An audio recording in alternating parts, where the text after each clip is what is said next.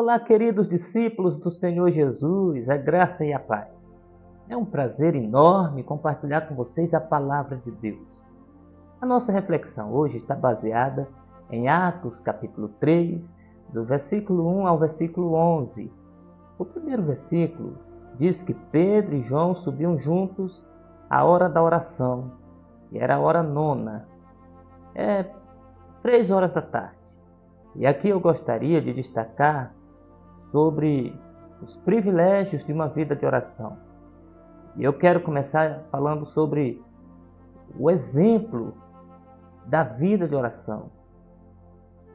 Se vocês olharem, o Evangelho de Lucas narra com muita maestria a vida de oração do nosso Senhor Jesus. Vocês verão Jesus orando durante o dia, Jesus orando durante a noite, e ele mantinha uma vida fervorosa de oração e os seus discípulos a tudo isso observavam. E o exemplo de Jesus em oração foi tão forte que os seus discípulos chegaram a pedir: Senhor, ensina-nos a orar. E eu gostaria de dizer que esse impacto de oração da vida de Jesus na vida dos discípulos foi muito produtivo. Porque mais tarde os discípulos vão se tornar homens de oração. E se vocês olharem, a igreja que eles lideravam, que é a igreja que nós conhecemos como igreja primitiva, era uma igreja que se reunia unânime para orar, para buscar a promessa de Deus, para resolver os conflitos internos na igreja, buscava-se por meio da oração e do jejum. Então veja que os discípulos viam o exemplo da oração na vida de Jesus e por isso se tornaram homens de oração. E a igreja primitiva, olhando para os seus líderes que eram homens de oração, também se tornou uma igreja de oração. O exemplo fala mais do que as palavras. Se você quer ensinar alguém a orar, a ter uma vida de oração, a melhor forma é você se tornando um exemplo de oração.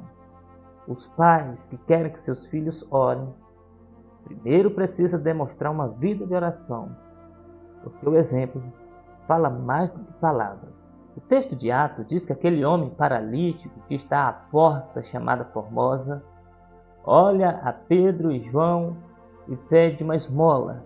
E naquele momento, Pedro, fitando os olhos naquele homem, disse: não tenho ouro nem prata, mas o que eu tenho, isto eu te dou. Em nome de Jesus, levante-se e ande. Eu quero destacar aqui que homens de oração, como eram Pedro e João, são exemplos, devem ser norteadores para aqueles que estão caídos. Notem no versículo 4, o apóstolo Pedro diz para aquele homem: olhe para nós. É assim que nós devemos estar diante daqueles que estão caídos. E eles podem ver em nós um norte, uma baliza. Nós precisamos ser exemplo para aqueles que estão na sarjeta. Eu quero destacar também o versículo 6. Após aquele homem fixar os olhos em Pedro e em João, Pedro olha para ele e diz: não tenho ouro nem prata, mas o que tenho, isto eu te dou. Em nome de Jesus, levante-se e ande. E o ponto aqui é que homens de Deus ou mulheres de Deus, pessoas que vivem em santificação e consagração, são pessoas que têm muito mais a oferecer, mais do que aquilo que pedimos ou pensamos. O que Pedro deu àquele homem por intermédio do nome de Jesus foi muito mais do que dinheiro. O que Pedro deu foi uma restauração, foi uma nova perspectiva, esperança, mudança de vida. A partir daquele dia, aquele homem nunca mais foi o mesmo. Talvez se ele tivesse dado algumas moedas, no máximo teria dado para ele comprar alguma coisa, um alimento, quem sabe. Mas quem ora, Quem vive na presença de Deus, geralmente tem muito mais do que dinheiro. Tem o poder que flui por meio de uma vida de consagração, por meio de uma vida dominada pelo Espírito Santo. Nós precisamos ser exemplo para aqueles que estão caídos e precisamos ter muito mais a oferecer a eles, o poder que vem de Deus.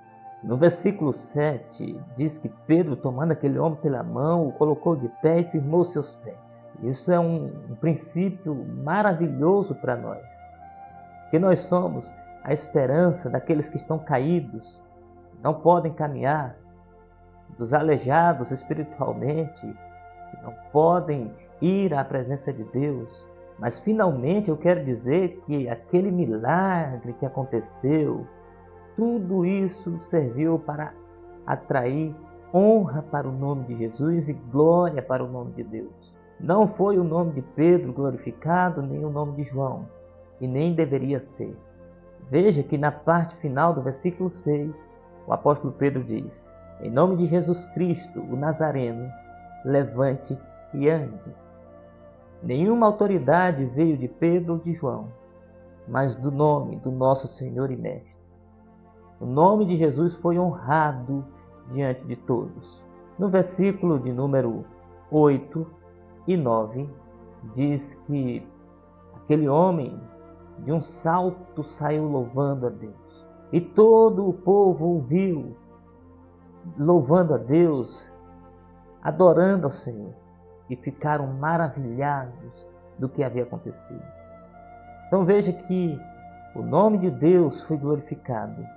O nome de Jesus foi honrado, porque é assim que deve ser. É Ele quem opera o milagre. Nós somos apenas os instrumentos usados nas suas mãos. Nós somos apenas o vaso por meio de quem Ele vai abençoar aqueles que estão caídos. Mas eu gostaria de concluir dizendo a vocês que a oração é uma dádiva, é um presente de Deus a nós. Por meio da oração, nós podemos fortalecer a nossa fé.